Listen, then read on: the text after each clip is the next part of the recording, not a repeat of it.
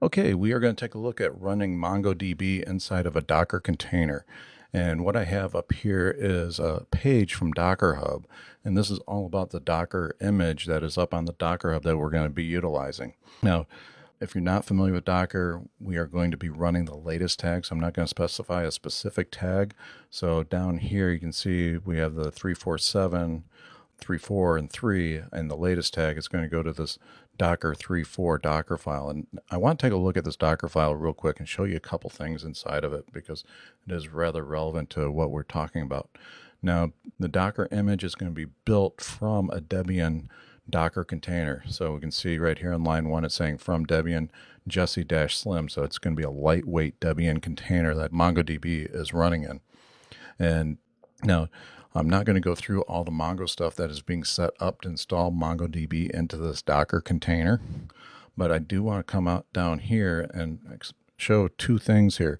One, on line 77 is an expose command of expose 27017, and this is the default port. It's going to be exposed, so MongoDB is going to be exposed on that port in the Docker networking environment. So if I have another Docker container running on my system, it will be able to access this. Now, what it does not do, it does not expose MongoDB on that port to the host operating system. We need to have a special command for that. I'm going to show you exactly that. And before I do that, line 78, if you're installing MongoDB yourself locally on your operating system, the MongoD, or for the daemon process of Mongo, that's the command you're going to be running to start up Mongo on your operating system. So a good way to think of the containers, it's like a mini operating system here that's running inside a air quote container. So Docker is being set up with this Docker file. Now let's come back here, and I want to show you a couple things. This Docker Hub page is great. It tells you a lot about this image.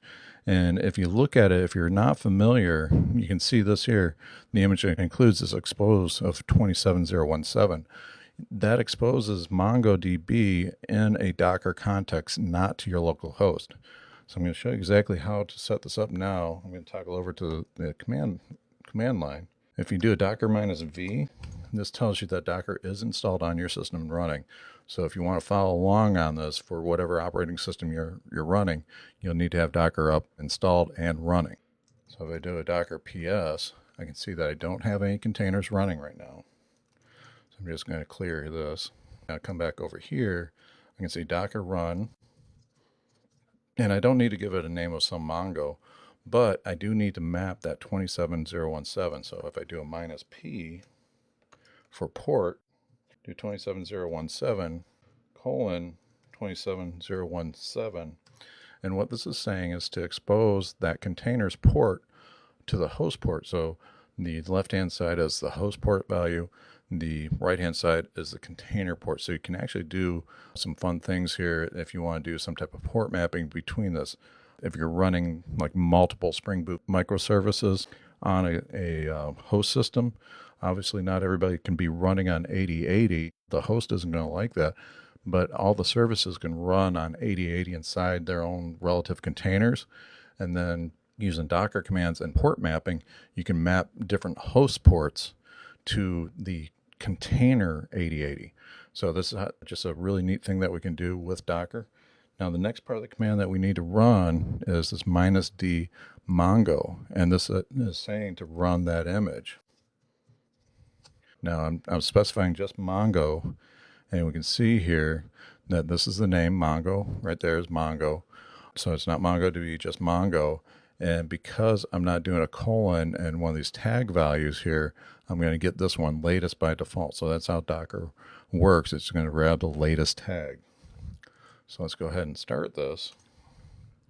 And you can see this is the container ID on the local system. And if I do a docker ps, now I'm going to see that the containers are running. And we get an abbreviated container ID right here. If you look at this guy right here, it is the exact beginning of this right here. So that we just don't see that full hash value of the container name. Now, the next thing that we want to take a look at here is the port mapping. This is that -p that we did. And it's saying take the host 000 27017, so it's going to expose everything on this network card on the host to 27017. So our applications will be able to get access to the Docker container and run against MongoDB. So let's go ahead and prove that out now. So I'm going to come down here. I do have the Robo3T installed on my system, so I'm going to go ahead and start that. And we can see that it's asking for a new connection on 27017. So I'm going to connect to Mongo here, and we can see that I was able to connect, and not much in there. It's just an empty Mongo database, so nothing too exciting there. I wonder if we can find anything I actually read here. So, okay, so we've got a couple fields here. So this is actually showing a Mongo document about Mongo. So we do know that it is up and running. Now, if I come over here and do docker stop and give it this container ID and hit enter, it's going to take a second. Now, if I do a docker ps, we can see that Docker is now stopped. Now, if I come back over here to Robo3T and ask it to refresh, you can see now it failed because it's no longer connecting to MongoDB, proving that we were running MongoDB inside the container. Now, when I'm doing development with MongoDB, I like to run it inside of a Docker container. It is my preference. I do not have MongoDB installed under OS X on my operating system. I'm doing all my development with Docker right now. So whenever I need to bring up MySQL, Mongo, Postgres, whatever I'm working against, I'm using Docker containers. Now, like I said, I can't get too far into Docker inside of this course.